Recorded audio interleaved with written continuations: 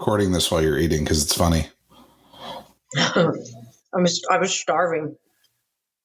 I need to get a snack. Ready?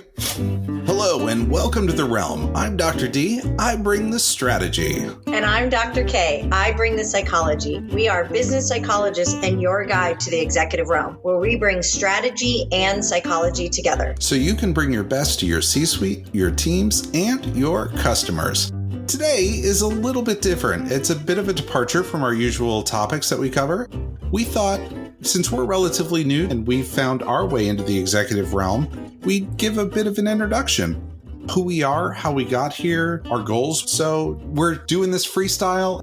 So, Dr. K, who are you? Who am I? Oh, the ultimate question. Boy, where to begin? Well, I am a licensed marriage and family therapist. So that's who I currently am. Past experiences, I was a personal trainer for Equinox in Marina Del Rey, as well as a fitness instructor for various companies, both in California and in Florida. And my long-term career was the restaurant industry, both front and back of the house management. However, my biggest role was bartending for 20 plus years.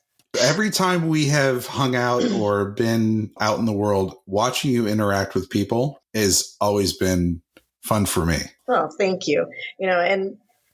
For anyone who will decide to listen to this, we laugh and joke, and it's always, Kelly, you're the one that makes all these things have that ability to talk to pretty much anybody. Most people who know me don't realize that I'm an introvert. I play an extrovert pretty well. I don't need to be around people. I just love to be around people. Yeah, and you can talk That's to one of my things. Absolutely anybody at any time.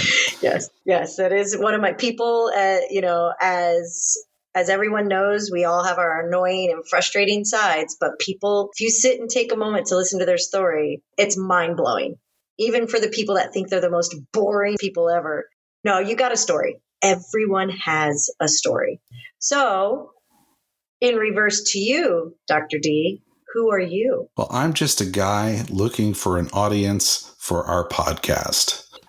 So who am I? Well, I would preface that Dr. K and I have known each other for a few years now, going on 5, maybe. We met in our doctoral program, and we've been fast friends ever since. We now live in different states. I'm in California, and she's in Texas. Who I am, I grew up in the South. My only real opportunity, the military. So I joined the Navy and saw the world. I was educated in engineering in the military. I got a great education from the military.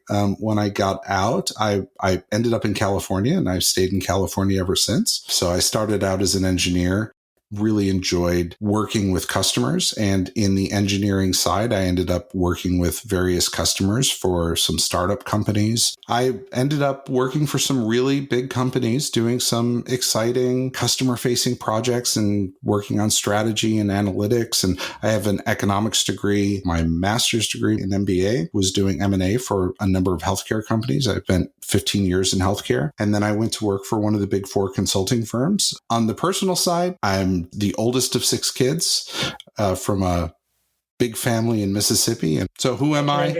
I'm just a Southern boy on a mission to educate the world about business psychology. I don't know.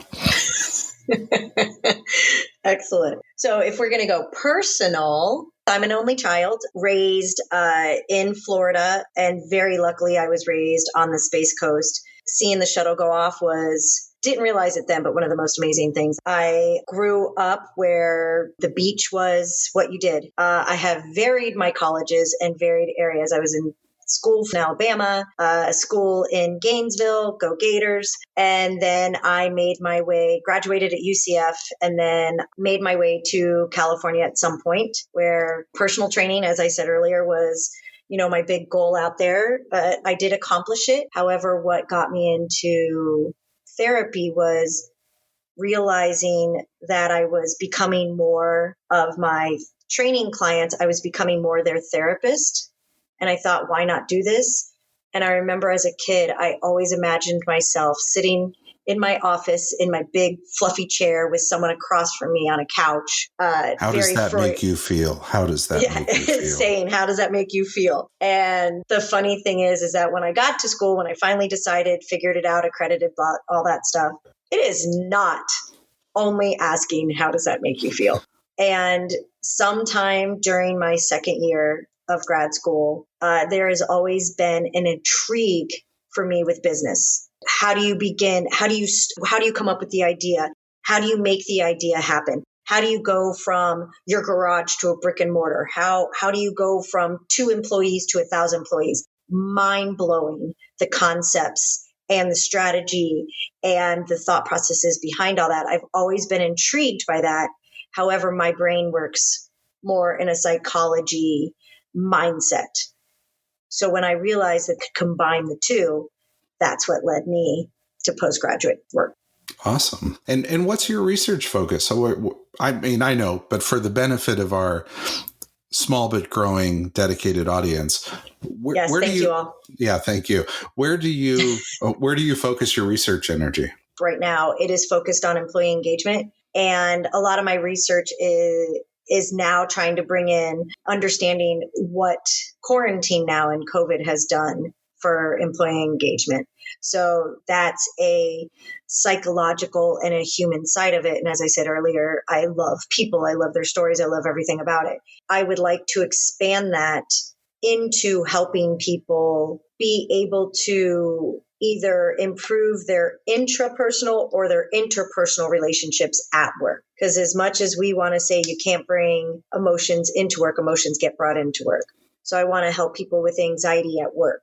I want to help in coaching people with the issues that they're having within their organizations. To your credit, one of the most amazing things to me to watch is how quickly you can get people to open up and talk about themselves without much prodding, but you approach them in a way that makes them feel safe and comfortable, and they open up and they will tell you almost anything. So you can get to the heart of a situation. I mean, I remember sitting in restaurants with you and you having a 7-minute conversation with somebody who's either behind the bar or the wait staff, and them opening up about how the restaurant runs and what could work better. And you're just always on top of it. Your ability to get to the heart of what people are thinking and drawing it out of them so that they tell you with real, genuine honesty what's going on, what works and what doesn't work. It's fun to watch for me. Thank you. And just so everybody that is listening, we did not script any of this. We point out a lot of the good. And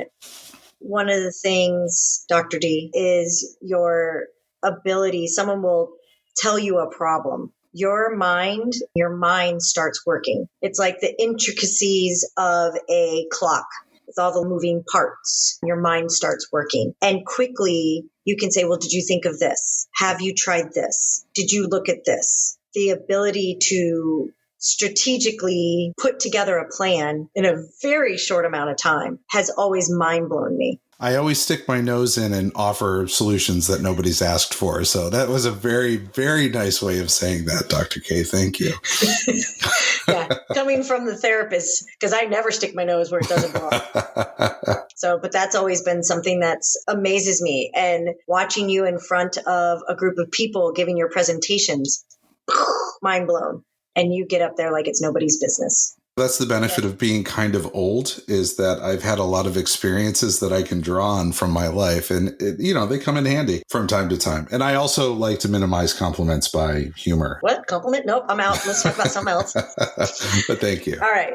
So you are very welcome. Why are we here? Why are we doing Executive Realm? I think people would probably pick up in listening to us. I have a very strong set of idealized vision of the way business should operate.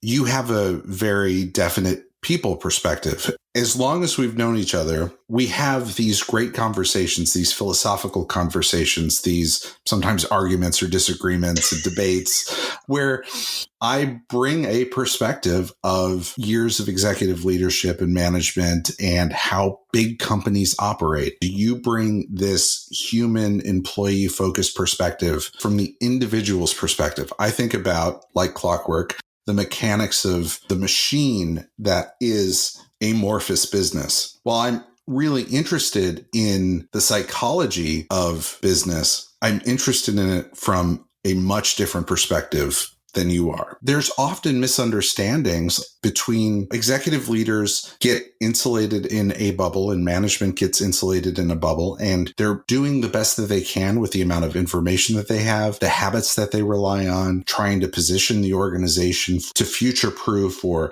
to advance over a competitor, whatever it is. You break it down and say, but what about the employee over here? How do they perceive that? I think the dynamic of our conversation is, yeah, we need to take a step back as an executive leadership team or an executive leader or even a manager or an aspiring manager and say, how are we going to craft who we are to get the best of both worlds, to build a better machine, but a machine that's powered by psychology, that's powered by people. For people that are listening and absorbing what we're saying as we're working through some of these topics that we talk about, that you can see both sides of the story and understand a little bit better on how to navigate a challenging situation. My area of focus is behavioral economics and the way that people make decisions, think about problems, and parse data and information in a way that will lead to exceptional outcomes in business. And I recognize in my career, times that I have failed, I didn't manage change properly, communication properly. And so I try to bring some of those perspectives to our conversation so that others can kind of learn from, frankly, my mistakes. And I do have a very, very strong mission orientation. Really, business is nothing but the psychology of people. Dr. K, why are you here to bring your voice to the executive realm? It became important for me and a passion for me to increase people's feeling that they're not alone in what they're going through, or to help them understand, like, oh, I didn't realize that not having my supervisor's support has really created this effect for me. Or how we were talking about, or information overload, and how gossip in the workplace can be overwhelming. I want to be able to give psychology therapy viewpoint so that you can take that and go, wait, I don't have to listen to the girl at the water cooler or the guy at the water cooler talking about this person that may or may not be fired, because I don't know if that's true yet. There's always going to be a psychological part because we're human. You know, we always do a how can leaders prepare segment. If they listen to one of those and go, you know what, I'm going to give that a try. I'm going to try that with my team, and it makes a change. That's what I'm here for. That's what I hope from executive realm. So I was thinking when we were talking about, let's do this introduction, I think we need to do a rapid fire answer questionnaire. Questions. Rapid fire questions. Okay. Fire away. Okay. Fire away. Favorite color? Orange. Favorite vacation spot? Right now, Lake Tahoe. Let's see. Favorite activity with your child? We go on a walk every evening and he just chats away the whole time, and I absolutely love it. Favorite car? Aston Martin. Love the sound, love the look. And favorite book? A Confederacy of Dunces. You Thank ready? You, sir. Favorite color? I'm ready. Oh, it is like a green-blue ocean colors. Green-blue ocean color. Favorite car? But it is the car from Better Off Dead. It is a black, I want to believe, Camaro.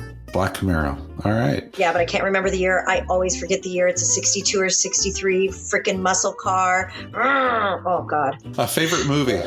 Oh, Lord have mercy. I'm going to go with, see, now it's going to really age me, but keeping with the car, Better Off Dead. Okay. John Cusack. I wasn't prepared for rapid fire. It sounded like you were maybe a little bit more. What has been your favorite topic that we've talked about on the executive realm? Atmosphere. That was a good one. That was that might be my favorite one too. Yeah, organizational. Yeah, I like that one. I felt like we tapped into something a little bit newer. We definitely did have some different perspectives on it. I think this was a really fun little introduction, at least for us. I would say we started a few months ago. We are certainly enthusiastic about continuing to bring new perspectives. To those of you that have listened and shared, help support the growth of our podcast, I am just incredibly appreciative and frankly amazed. We've had a lot more listeners than I was expecting. And me too. We get excited every time. Yeah. Each person that listens to what we're doing here for us is special. We really appreciate it. I guess I'll do our typical sign off. And right. So thank you, everyone. All of you joining us, thank you so much. I am Dr. D. And I am Dr. K. And we are looking forward to your next visit to the executive realm. Cheers, everybody. Cheers. Man, rapid fire questions. I was not ready for that.